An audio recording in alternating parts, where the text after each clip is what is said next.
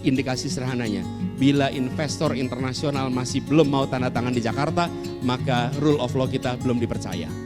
Kalau mau dipercaya, maka semua sudah berani tanda tangan di Indonesia. Dan PR-nya kita perbaiki sistem yang kita miliki sekarang.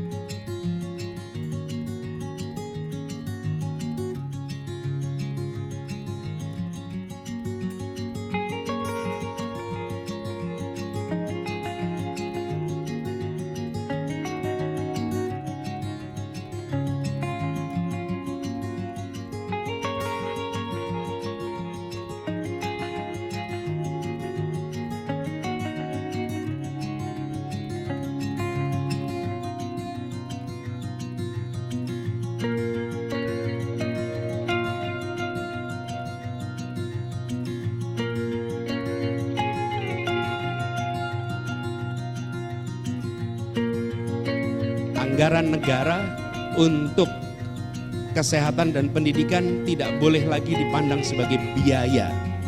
Kesehatan dan pendidikan, alokasi anggarannya harus dipandang sebagai investasi.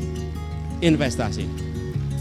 Begitu dia dipandang sebagai investasi, maka kita akan menghitungnya berapa yang akan kembali di kemudian hari. Tapi kalau kita menganggap ini sebagai biaya, maka kita akan selalu berbicara tentang bagaimana membuat ini lebih efisien dan seringkali bagaimana dikurangi.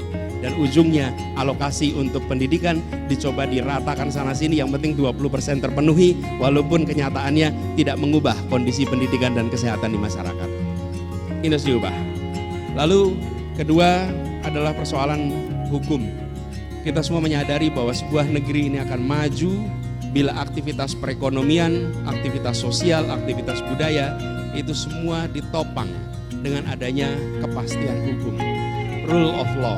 Hari ini Bapak sekalian, kalau kita lihat banyak sekali praktek di dalam pemerintahan yang tidak mengedepankan good governance. Harus dibereskan. Ujungnya kita kenal dengan istilah korupsi. Yang kedua, dunia usaha. Banyak dunia usaha yang berkiprah di Indonesia dari internasional, mereka memilih tidak menandatangani kontraknya di Jakarta. Mereka memilih menandatangani kontraknya di Singapura. Kenapa? Supaya ketika ada persoalan hukum, maka tidak menggunakan sistem hukum Indonesia, tapi menggunakan sistem hukum Singapura dan menggunakan pengadilan Singapura. Kenapa?